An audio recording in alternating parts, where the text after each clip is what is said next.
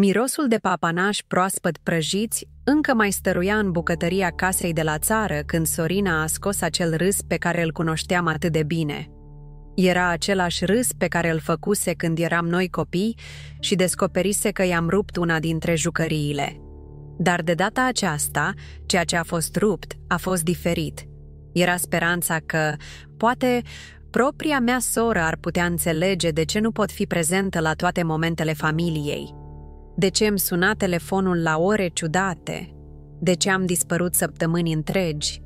De ce am purtat pe umeri acea greutate tăcută pe care nimeni nu părea să o observe? Petrecerea de naștere a tatălui era programată peste 3 zile, iar toți verii, unchii și prietenii de familie își confirmaseră deja prezența. Am vrut să fiu acolo, am vrut să ajut la pregătiri, am vrut să fiu doar fiica care a tăiat tortul și a spus povești amuzante din copilărie. Dar telefonul meu mobil sunase pentru a 5-a oară în acea dimineață și știam că se întâmplă ceva mare.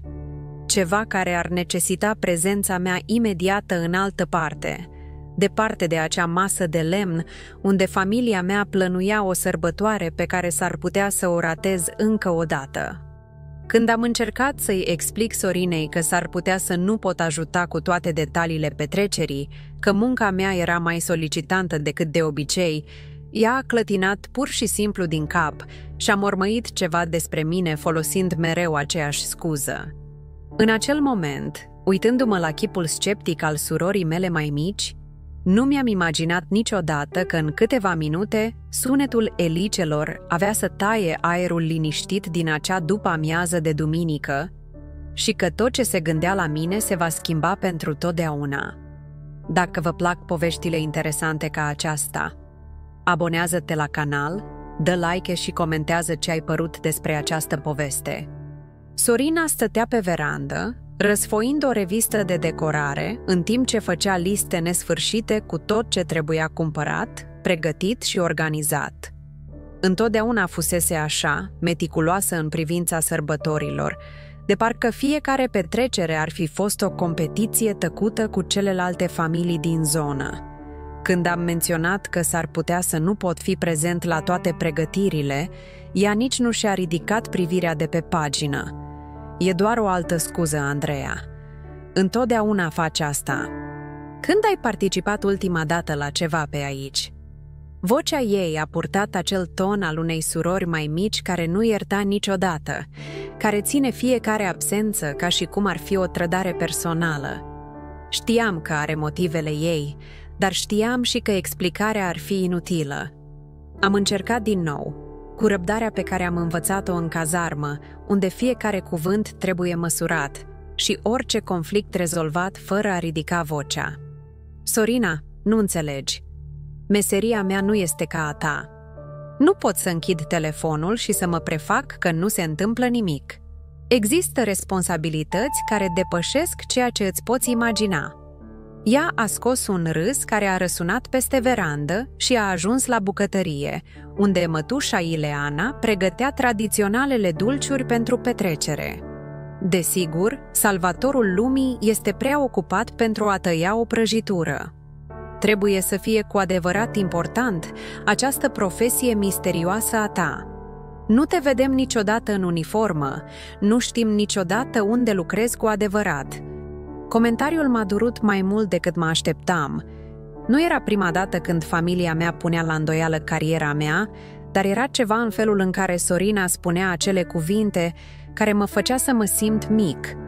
De parcă toți acei ani de serviciu, de misiuni pe care nu le puteam număra, de nopți nedormite gândindu-mă la strategii de salvare, ar fi fost doar un teatru elaborat.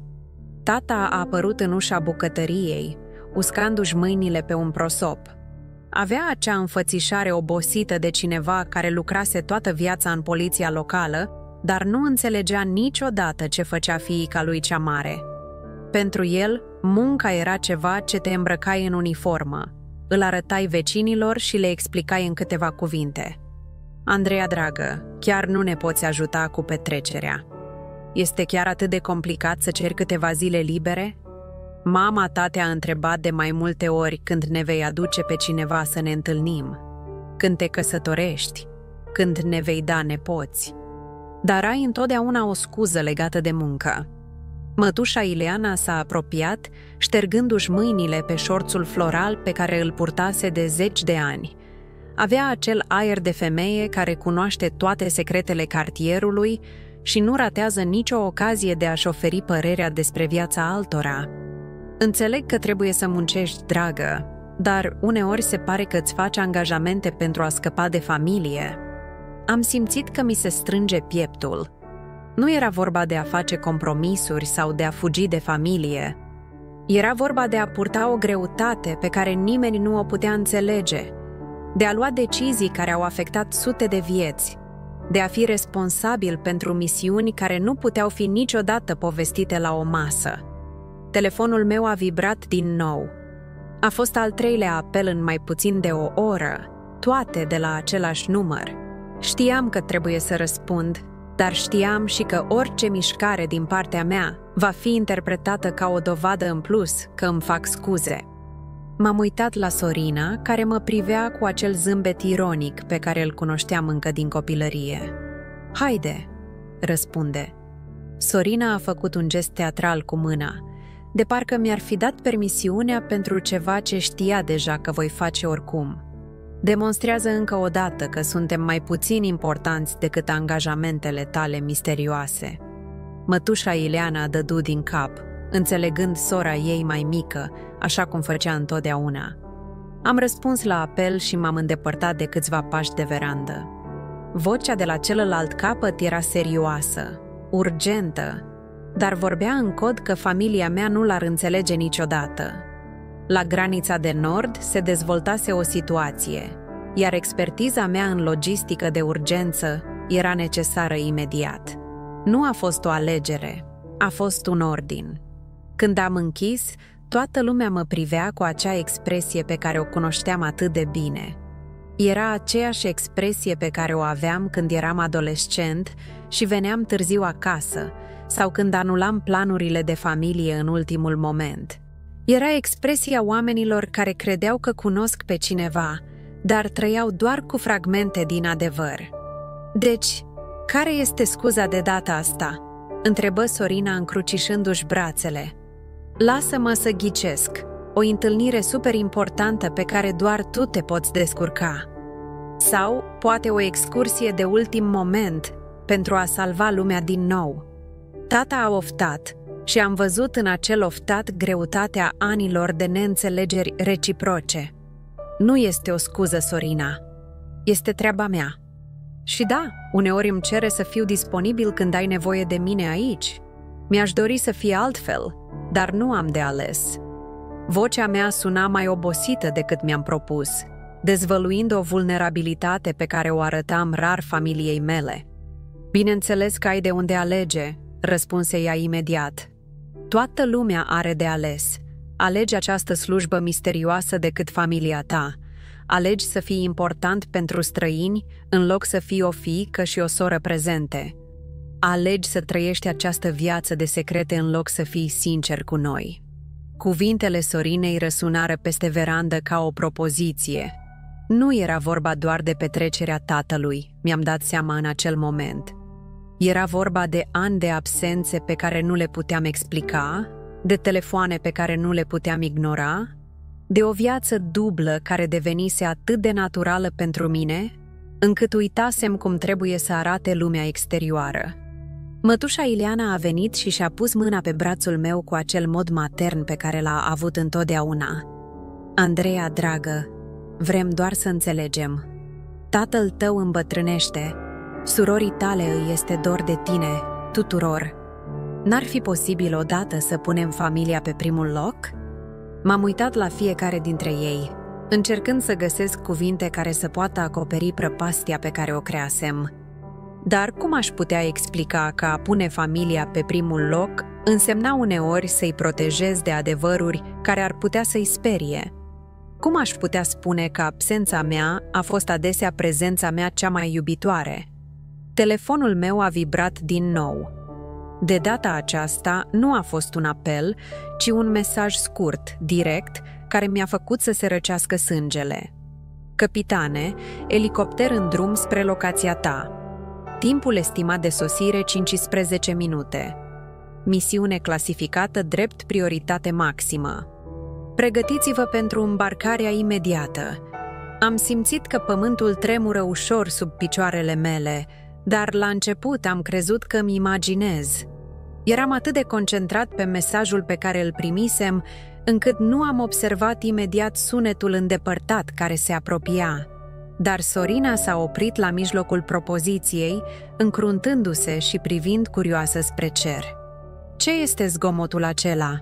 a întrebat tata, ieșind din bucătărie și ni se alătură pe verandă. Sunetul devenea din ce în ce mai puternic, mai aproape, un zumzet ritmic care tăia liniștea după amiezii ca o lamă. Mătușa Ileana și-a pus dulciurile jos și a venit să privească, ștergându-și mâinile pe șorț, în timp ce încerca să identifice sursa zgomotului. Știam exact ce este. Inima a început să-mi bată mai repede, nu din cauza nervozității, ci din cauza acelui adrenalină familiară pe care o cunoșteam bine. A fost sunetul care a precedat misiunile importante, sunetul care a însemnat că se întâmplă ceva mare și de care era nevoie de mine. Era sunetul celeilalte vieți care invada acel spațiu sigur în care încercam să fiu doar o fiică și o soră. "Uite acolo!" arătă Sorina spre orizont, unde un punct întunecat se mișca pe cerul albastru de după amiază. "Este un elicopter. Ce-ar face un elicopter aici, în această zonă? Nu am văzut niciodată așa ceva pe aici." Vocea ei purta o curiozitate autentică, dar și un strop de teamă pe care l-am recunoscut imediat.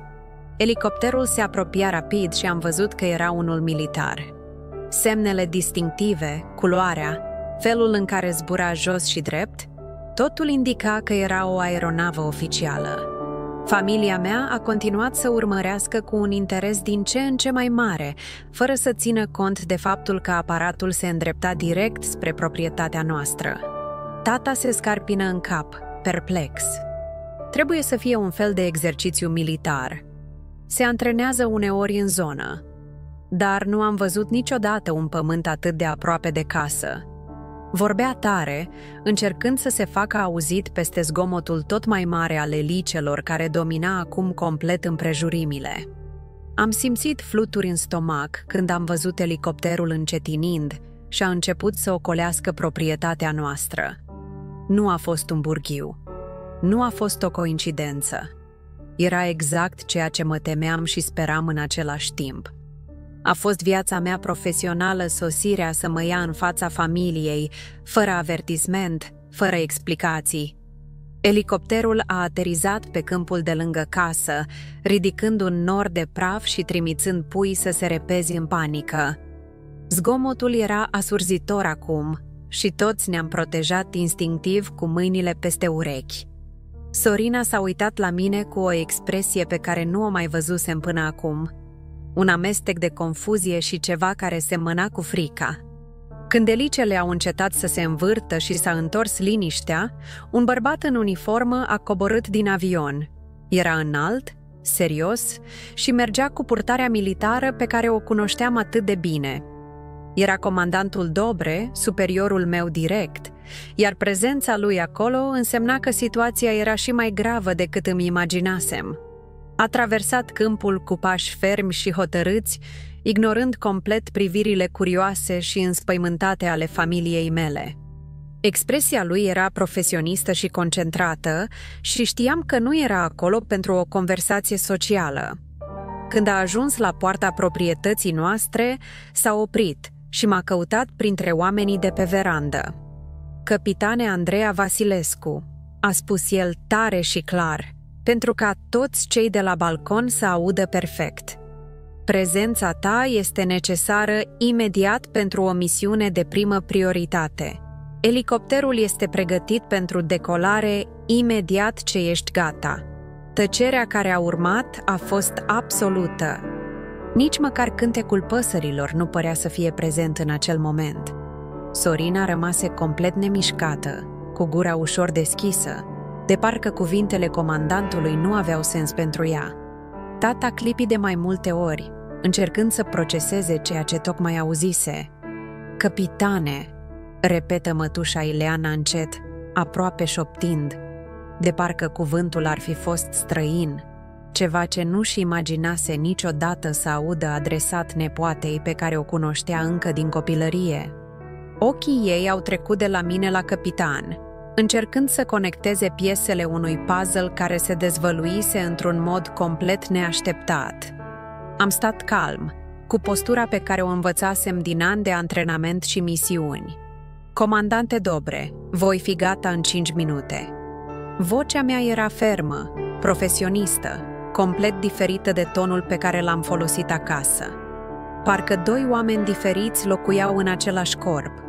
Comandantul dădu din cap și se întoarse să aștepte, păstrând o distanță respectuoasă, dar rămânând vizibil pentru întreaga familie. Prezența lui acolo era o declarație tăcută că tot ceea ce credeau ei că știu despre mine era doar suprafața unei realități mult mai complexe. În timp ce mă îndreptam spre casă pentru a lua câteva lucruri esențiale, am simțit că ochii tuturor mă urmăresc. Dar de data aceasta nu erau priviri de judecată sau de neîncredere. Erau priviri de șoc, de recunoaștere întârziată, de oameni care își dădeau brusc seama că au fost orbi de ani de zile. Sorina se ridică brusc de pe scaun, făcându-l să se zgârie de podeaua de lemn a verandei. "Andreea, stai!" Vocea ei era diferită, mai joasă, lipsită de aroganța pe care o purtase cu câteva minute înainte. "Ești într-adevăr un căpitan de armată. În tot acest timp ai spus adevărul." M-am oprit la ușă și m-am întors să mă uit la ea. Am văzut ceva în ochii surorii mele pe care nu îl văzusem de ani, poate decenii. A fost respect. Era recunoașterea faptului că tot ceea ce interpretase ca scuze erau, de fapt, responsabilități reale, grele, importante. "Întotdeauna am spus adevărul, Sorina. Faptul că nu puteai să-l vezi nu a schimbat realitatea. Nu am spus-o cu furie sau resentimente. Am spus-o cu calmul cuiva care, în sfârșit, nu mai are nevoie să se justifice, al cuiva care a fost validat într-un mod în care niciun argument de familie nu ar putea vreodată." Tata s-a apropiat, pașii lui lenți și nesiguri. "Fiică, nu știam. De ce nu ne-ai spus? Nu ne-ai arătat vreodată?" Vocea lui purta un amestec de mândrie tardivă și vinovăție pentru timpul pierdut, judecățile pripite, oportunitățile ratate de a înțelege cine era cu adevărat fiica lui. "Pentru că nu ai întrebat niciodată cu adevărat. Pentru că atunci când am încercat să explic, ai decis deja că este o minciună sau o exagerare. Pentru că este mai ușor să crezi că cineva minte decât să accepți că s-ar putea să nu-l cunoști atât de bine pe cât credeai." Răspunsul meu a fost direct, fără acuzații, doar recunoașterea a ani de neînțelegere reciprocă. Am intrat în casă și mi-am luat geanta de urgență, mereu gata, mereu pregătită pentru situații ca asta. Înăuntru se aflau documente, echipamente de comunicare și câteva lucruri personale esențiale. A fost geanta vieții pe care familia mea nu o văzuse niciodată cu adevărat, nu o înțelesese niciodată cu adevărat. Când m-am întors pe balcon, toți au rămas în același loc, parcă încremeniți în timp. Comandantul Dobre a așteptat cu răbdare, dar am putut vedea din comportamentul lui că urgența era reală. În fiecare secundă era o secundă mai puțin pentru a rezolva o situație care probabil implica vieți umane. Mătușa Ileana s-a apropiat de mine cu lacrimi în ochi. "Andreea, iartă-ne. Iartă-i pe această bătrână proastă care credea că te cunoaște, dar nu ți-a dat niciodată creditul pe care îl meriți." Vocea îi era sufocată, plină de un regret sincer pe care probabil l-ar fi purtat mult timp. "Nu e nimic de iertat, mătușă. Ai reacționat pe baza a ceea ce știai, a ceea ce puteai vedea. Problema este că nu putem arăta întotdeauna cine suntem cu adevărat oamenilor pe care îi iubim cel mai mult. Uneori este pentru a-i proteja, alteori pentru că noi înșine nu știm cum să construim acel pod. Sorina se apropie ezitant, de parcă ar merge pe gheața subțire. Andreea, îmi pare atât de rău. Îmi pare atât de rău pentru toate momentele în care am făcut mișto de tine, că ți-am slăbit munca, că te-am făcut să simți că trebuie să alegi între noi și cariera ta. Nu știam, chiar nu știam. M-am uitat în ochii surorii mele și am văzut ceva ce nu mă așteptam să găsesc. Nu a fost doar regret, ci admirație. A fost recunoașterea faptului că în toți acești ani subestimase pe cineva care ar fi trebuit să fie eroul ei. A fost realizarea tardivă că avea o soră de care putea fi mândră. Acum știi. Și sper că, când mă întorc, să putem vorbi cu adevărat pentru prima dată în ultimii ani. Sper că putem construi o relație bazată pe cine suntem cu adevărat, nu pe cine ne imaginăm că ar trebui să fie cealaltă persoană. Vocea mea era calmă, dar purta ani de speranță reținută. Tata a venit și m-a îmbrățișat într-un mod diferit. Nu era îmbrățișarea protetică obișnuită, ci îmbrățișarea unui bărbat care a văzut în sfârșit fiica pe care o avea. Fetița mea devenise o femeie despre care nu mi-am imaginat niciodată că există. Sunt mândru, fiică. Sunt atât de mândru. Comandantul Dobre a făcut un gest discret indicând că trebuie să plecăm. Știam că acea conversație va trebui să aștepte. Erau oameni care contau pe mine undeva, o misiune care nu putea fi amânată, responsabilități care transcendeau acel balcon și acea familie, oricât de importante ar fi pentru mine. Am mers spre elicopter cu pași fermi, simțind greutatea privirii familiei mele pe spate. A fost o senzație ciudată, de parcă aș părăsi o lume pentru a intra în alta, dar de data aceasta nu mai era angoasa de a fi neînțeles. Pentru prima dată în ultimii ani, văzuseră cine sunt eu cu adevărat. Capitanul Dobre m-a escortat până la avion și m-a ajutat să mă îmbarc. Când m-am instalat și îmi puneam protecția auditivă, m-am uitat pe fereastră și mi-am văzut familia încă pe balcon, privind în tăcere.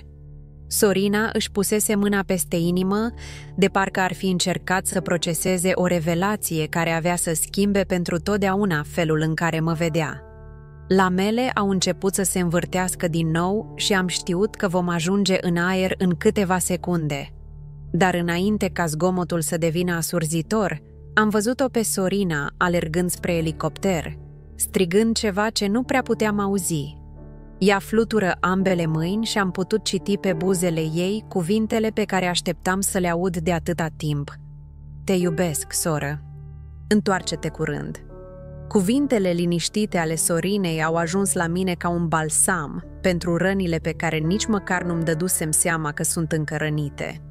Era recunoașterea pe care o căutasem inconștient în toți acești ani, confirmarea că absența mea nu era indiferență, ci sacrificiu.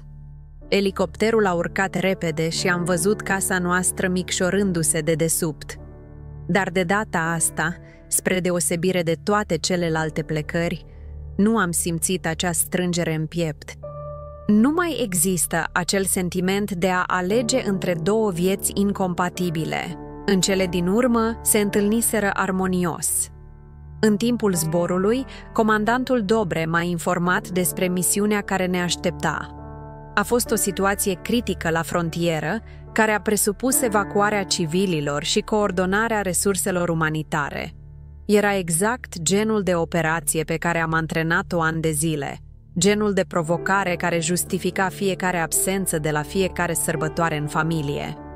Dar chiar dacă m-am concentrat asupra detaliilor tehnice ale misiunii, o parte a minții mele a rămas pe acel balcon, în acei ochi care în sfârșit mă văzuseră cu adevărat. M-am gândit cât de diferit va fi când mă voi întoarce acasă. Cum ar fi să pot vorbi deschis despre munca mea, să-mi împărtășesc realizările și, de asemenea, luptele mele. Probabil că Sorina ar petrece ore întregi la telefon spunând tuturor prietenilor ei despre sora ei capitan de armată. Tata se lăuda cu siguranță la barul local cu fiica militară de care fusese întotdeauna mândru, dar nu știa niciodată cum să o arate. Mătușa Ileana și-ar reînnoi complet bârfele despre mine. Ironia situației nu mi-a fost pierdută. Am adus un elicopter militar în curtea mea, astfel încât familia mea să poată înțelege ceva ce încercasem să explic cu cuvinte de ani de zile. Uneori, adevărul trebuie să ajungă dramatic pentru a fi în sfârșit auzit și acceptat. În timp ce zburam spre misiunea care mă aștepta, am simțit o pace interioară pe care nu o mai simțeam de mult. Nu era vorba doar de a fi în sfârșit înțeles de familia mea. Era vorba despre găsirea unei modalități de a integra toate părțile a ceea ce eram, fără a fi nevoie să aleg sau să ascund niciuna dintre ele. 2 ore mai târziu, survolam zona operațională.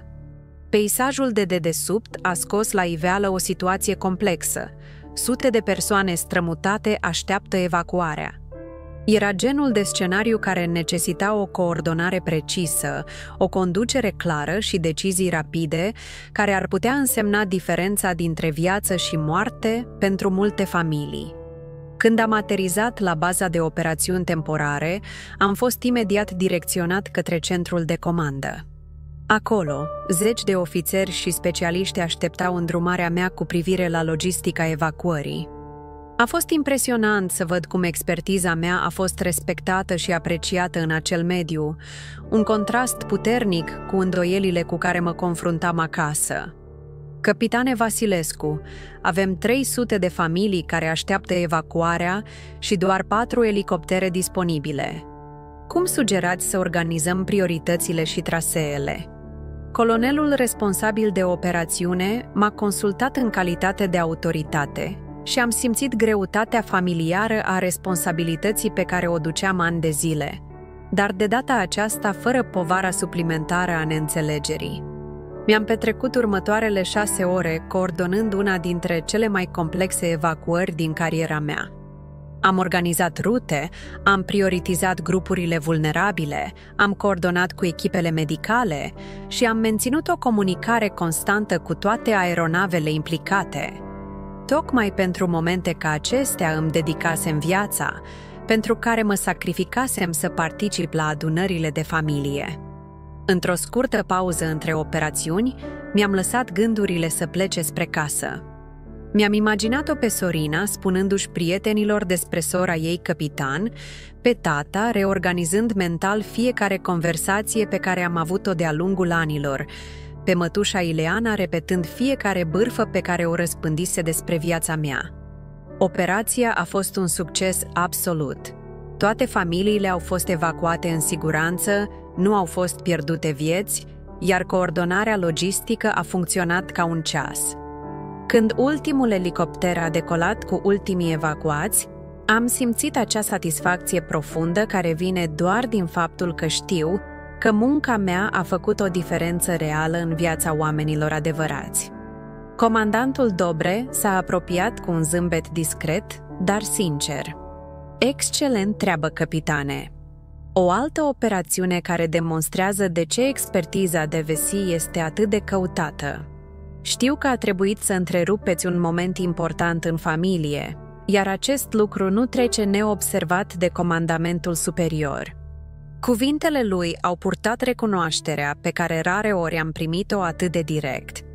În timp ce ne pregăteam pentru zborul de întoarcere, m-am gândit la modul în care ziua aceea a schimbat totul.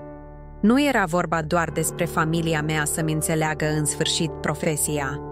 Era despre mine să-mi găsesc pacea cu dualitatea vieții mele, cu alegerile pe care le făcusem, cu persoana în care am devenit. Zborul înapoi a fost lin și am privit peisajul trecând pe lângă fereastră, în timp ce mă gândeam cât de diferit ar fi să ajung acasă de data aceasta. Nu ar mai exista acea tensiune între 2 identități incompatibile. Nu ar mai trebui să aleg între a fi fiică și a fi capitan, între dragostea de familie și datoria profesională. Când am început să ne apropiem de zona în care locuiam, am simțit o emoție diferită urcându-mi în piept. A fost anticipare, a fost ușurare, a fost așteptarea de a fi în sfârșit capabil să fiu complet sincer despre cine eram cu oamenii pe care i-am iubit cel mai mult. Era perspectiva unor relații de familie construite pe adevăr și respect reciproc. Când elicopterul a aterizat din nou pe câmpul de lângă casă, era deja noapte. Luminile pridvorului erau aprinse și puteam vedea siluete mișcându-se înăuntru. A fost ca și cum familia mea ar fi așteptat întoarcerea mea într-un mod complet diferit decât oricând. Nu mai era tensiunea așteptării justificărilor, ci anticiparea ca cineva să înțeleagă în sfârșit. Am coborât din avion cu același traseu militar ca întotdeauna, dar de data aceasta nu a fost nevoie să ascund cine sunt. Comandantul Dobreș a luat rămas bun cu un salut respectuos și mi-a înmânat o mică medalie care sosise în absența noastră. A fost o recunoaștere pentru operația pe care tocmai o finalizasem, o dovadă în plus a unei vieți pe care familia mea nu a putut-o vedea niciodată. Am mers spre casă cu pași fermi, ținând medalia în mână. Era mic, discret, dar purta greutatea a sute de vieți salvate, a unei operațiuni perfect executate, a anilor de dăruire care fuseseră în sfârșit validate nu doar de superiori, ci și de propria mea familie. Sorina a fost prima care m-a văzut venind. A fugit din verandă ca un copil nerăbdător, dar s-a oprit la câțiva pași, de parcă neștiind cum să mă abordeze acum că știa adevărul. Ochii ei străluceau cu un amestec de admirație și jenă pe care nu mai văzusem niciodată la ea până acum. Andreea, te-ai întors. Cum a fost? Vocea ei era diferită, plină de un respect autentic care nu fusese acolo cu câteva ore înainte. Era ca și cum ar fi vorbit cu cineva pe care tocmai o cunoscuse, cineva care merita considerația și interesul ei într-un mod complet nou. A fost o misiune reușită. 300 de familii au fost evacuate în siguranță. Nimeni nu a fost rănit, nimeni nu a fost lăsat în urmă. Era exact genul de operație pentru care mă pregăteam în toți acești ani. Am vorbit firesc, fără aroganță, pur și simplu împărtășind o realitate care, în sfârșit, putea fi vorbită deschis. Tata a apărut în ușa bucătăriei și în ochii lui am văzut ceva care m-a atins profund. Era mândrie paternă, dar un alt fel de mândrie decât încercase el întotdeauna să transmită. Era mândria cuiva care a înțeles în sfârșit adevărata valoare a persoanei pe care o crescuse, a cuiva care recunoștea măreția care se afla chiar în fața lui de ani de zile, nevăzută. Fiică, mi-am petrecut toată după-amiază gândindu-mă. Gândindu-te la toate momentele în care ai încercat să ne explici lucruri, la toate momentele în care nu ți-am acordat creditul pe care îl meritai, gândindu-mă la modul în care eu, care am lucrat în forța de poliție toată viața, nu am reușit să recunosc ce a făcut propria fiică pentru țară. Vocea ei era sufocată, plină de regret, sincer și profund. Mătușa Ileana s-a apropiat cu acea manieră maternă pe care a avut-o întotdeauna, dar de data aceasta în ochii ei s-a ținut lacrimi de o emoție pe care însăși nu a putut să o numească. Andreea, dragă, le-am spus tuturor prietenilor, le-am spus că nepoata mea este un adevărat erou, că a fost întotdeauna și că eram prea oarbă ca să-l văd. Le-am arătat premiul pe care l-am primit, mic, dar semnificativ. Era întruchiparea a tot ceea ce încercasem să explic cu cuvinte de ani de zile. Era dovada fizică că absența mea nu era indiferență, că munca mea nu era o scuză, că viața mea avea un scop și o valoare mult peste orice și-a imaginat oricare dintre ei. Sorina a luat cu grijă medalia în mâini, de parcă ar fi fost ceva sacru. Degetele îi tremurau ușor în timp ce examina fiecare detaliu al metalului lustruit. Parcă atingea ceva ce reprezenta ani de neînțelegeri, ani de judecăți greșite, ani de soră pe care nu o cunoștea niciodată cu adevărat. Acesta este adevăratul tu, nu-i așa? Aceasta este Andreea care a existat de-a lungul timpului, în timp ce am stat aici plângându-mă că nu ai ajutat cu tortul. Vocea ei ești ca o șoaptă, plină de rușine și admirație simultană. A fost o recunoaștere întârziată că a pierdut ani de zile criticând pe cineva care ar fi trebuit să fie eroul ei. Tata a venit și a vrut să vadă și medalia. Când l-a ținut, ochii i s-au umplut de lacrimi, pe care a încercat să le ascundă clipind de mai multe ori. Fiica mea a salvat astăzi 300 de oameni. Și iată-mă, îngrijorată, pentru că nu s-a putut ajuta cu o petrecere de naștere. Ce fel de tată am fost în toți acești ani? Ai fost genul de familie care a făcut tot ce ai putut cu informațiile pe care le aveai.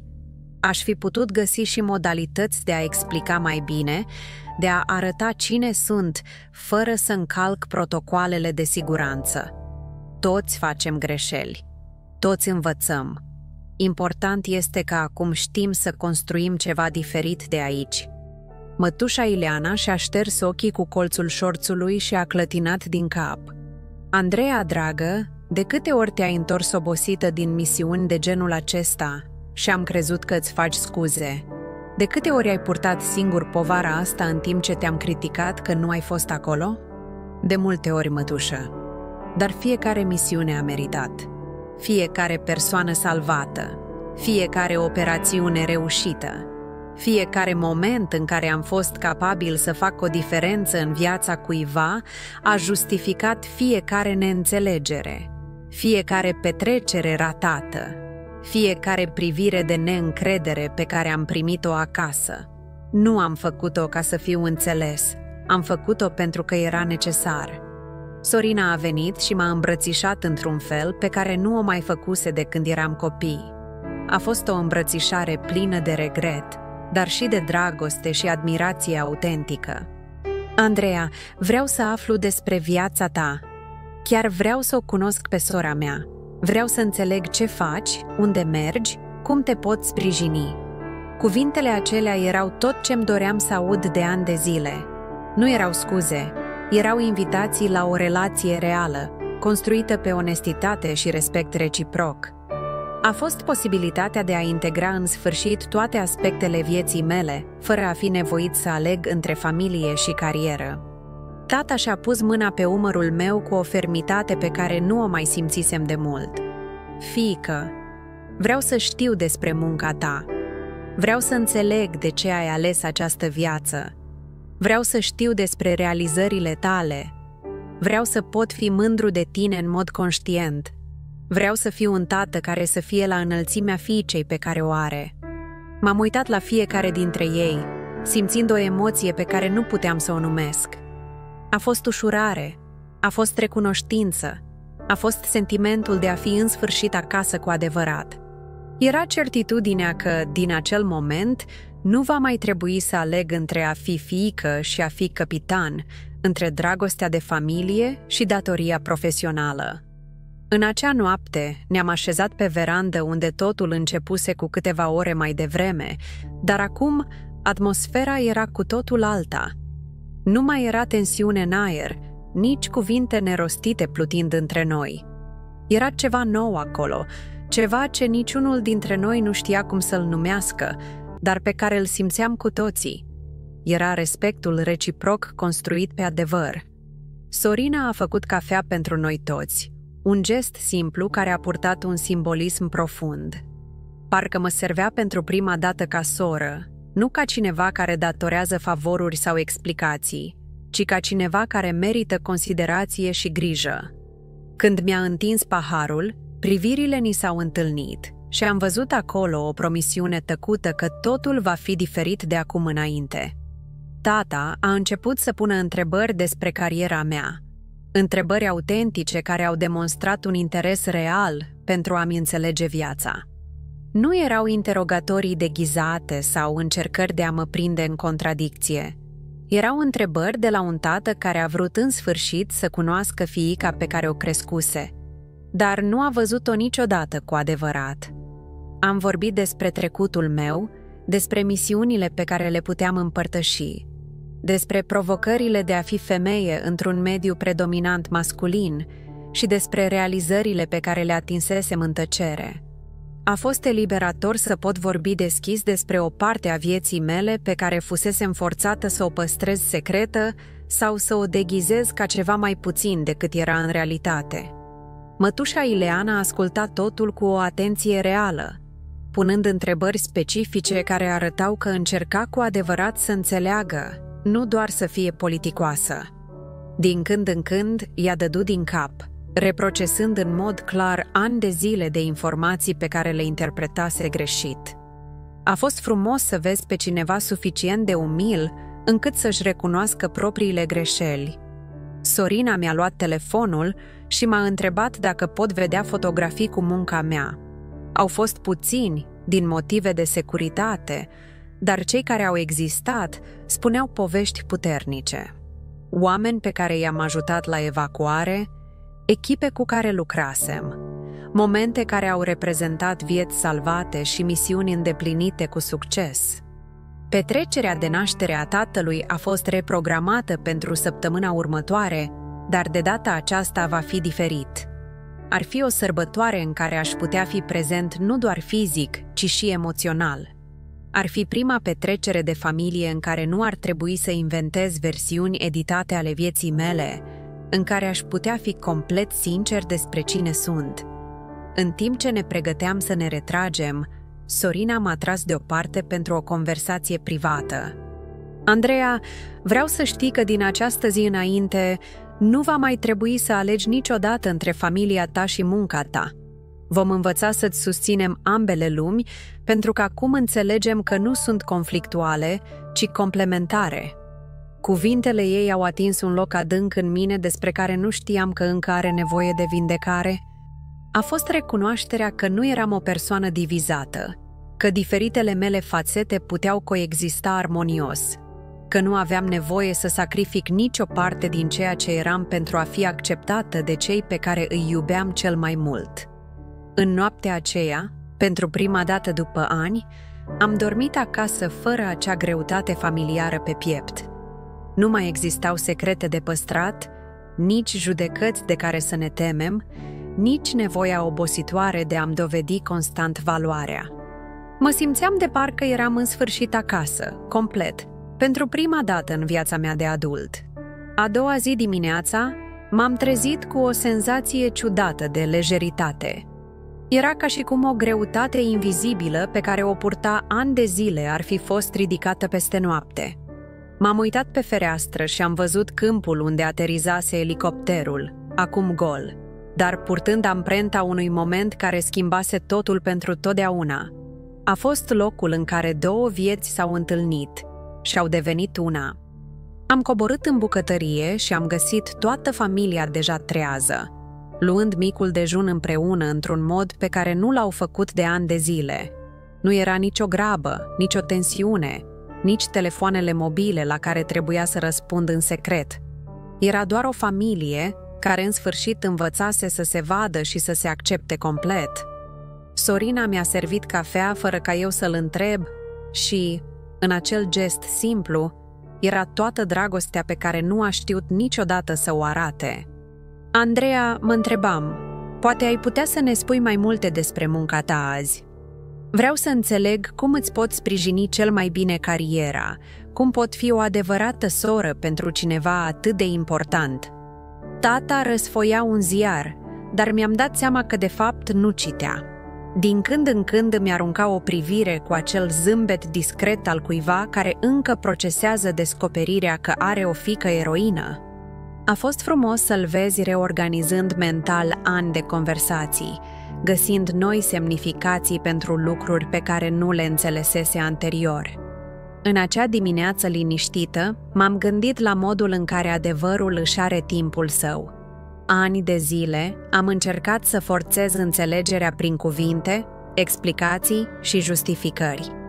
Dar a fost nevoie de un elicopter militar pentru ca realitatea să se dezvăluie în mod incontestabil. Uneori, cele mai mari transformări vin atunci când ne așteptăm mai puțin la ele. Telefonul meu a sunat din nou, dar de data aceasta nu au existat priviri iritate sau comentarii sarcastice. Sorina a dat pur și simplu din cap, tata mi-a urât o misiune bună, iar mătușa Ileana m-a îmbrățișat cu adevărată mândrie. A fost prima dată când o legătură de muncă nu a creat tensiune în familie, ci mai degrabă recunoaștere și sprijin. Apelul a fost doar administrativ, nimic urgent, dar modul în care a reacționat familia mea a arătat că totul s-a schimbat fundamental. Nu mai erau două Andreea care trăiau în lumi separate. Era o singură femeie întreagă, acceptată și înțeleasă de cei pe care îi iubea cel mai mult. Când petrecerea de naștere a tatălui a sosit în sfârșit săptămâna următoare, nu era ca oricare alta. Am putut să vorbesc deschis despre cariera mea, să arăt fotografii cu munca mea și să împărtășesc povești care anterior fusese reținute secrete. Sorina m-a prezentat tuturor ca fiind sora ei căpitan, cu mândrie care a strălucit prin fiecare cuvânt. La acea petrecere, uitându-mă la familia mea și văzând cum m-au văzut în sfârșit cu adevărat, am înțeles că cea mai importantă recunoaștere nu vine din premii sau laude de la superiori. Vine din a fi capabil să fii complet sincer cu cei pe care îi iubești, din a fi capabil să integrezi toate părțile a ceea ce ești fără teama de judecată sau neînțelegere. Și tu, care asculți această poveste, te-ai simțit vreodată invizibil pentru cei pe care îi iubești cel mai mult? Ați fost nevoit vreodată să ascundeți cine ești cu adevărat de teamă să nu fii înțeles? Să știi că adevărul tău are valoare, că munca ta are un scop și că într-o zi, poate când te aștepți mai puțin, un elicopter va ateriza în viața ta pentru a arăta tuturor cine ești cu adevărat. Dacă această poveste ți-a atins inima, dacă te-ai identificat cu Andreea sau dacă cunoști pe cineva care a trecut prin ceva asemănător, te rog să dai like, abonează-te la canal și împărtășește în comentarii. În ce moment ai fost în sfârșit văzut și recunoscut pentru cine ești cu adevărat? Povestea ta poate inspira pe alții care încă așteaptă sosirea elicopterului lor.